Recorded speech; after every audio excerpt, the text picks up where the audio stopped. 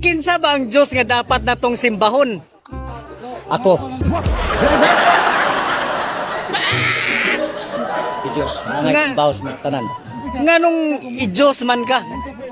Ako ang Diyos gumikan kay sa nakasulat gyud diha sa Juan kapitulo 4 bersikulo 23-24 ang Diyos nga amahan nga kamatuoran na espiritu. Ako naman ko espiritu. Ikaw na.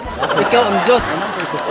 So ikaw ang nagbuhat aning kalibutan. O ako nagbuhat sa tanan kay mabasa na sa Efeso kapitulo 4 bersikulo 6 nga nag-ingon dito, may usa lamang ka Dios amahan sa tanang tao nga mao ang labaw sa tanan, nagbuhat pinagis tanan ug anas tanan. Ikaw ang nagbuhat. Ako nagbuhat. So kaning akong kinabuhi ikaw ang naghatag ani. O ako naghatag niya na.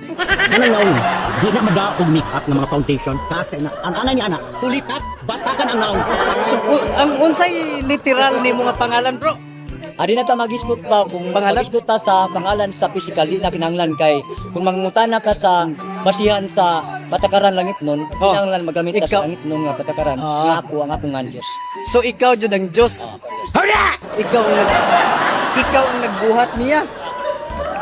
Ikaw nagtanan. Ako. Ako yung nagbuhat ng tanan. Giingon nato na po sa Efeso kapitulo 4 versikulo 6. Nga ako yung nagbuhat ng tanan.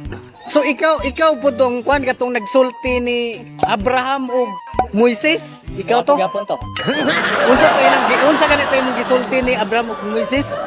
Giingon dito sa sulti nga to ni Mrs. nga tuhoy ko, simbaha ko, o alagari ko, dawata ko, ug tumana ang tanan ko mga sagot.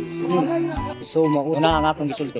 So ipaila-ila sa usa bro kay aron humana ni atong video, paila-ila sa nila kung unsa ka. Oh, para sa tanan nga mabinuha sa tibuok kalibutan, ako ang Dios nga naglawas nun nga kamaturan.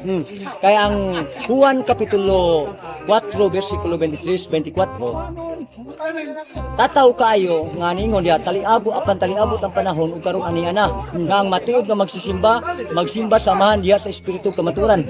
Kini sila ang gusto samahan nga may magsimba kaniya. Kaya ang Dios espiritu katong mosimba kaniya kinahanglan magsimba diha sa espiritu kamaturan. Ako gid ang kamaturan nga Dios gumikan kay espiritu man ko, namang espiritu kani nga sulti ug mipuyo ug lawas. Okay. Oh, muna nga ako gid ang Dios ka kamaturan. Katong ilang Dios nga wa pa ninyo makit-e, ug wa say mabasa nga mao'y kamaturan, mao to siya ang Dios ninyo gilitan. Ay, sabag, labran. Ay, ay. Ayaw,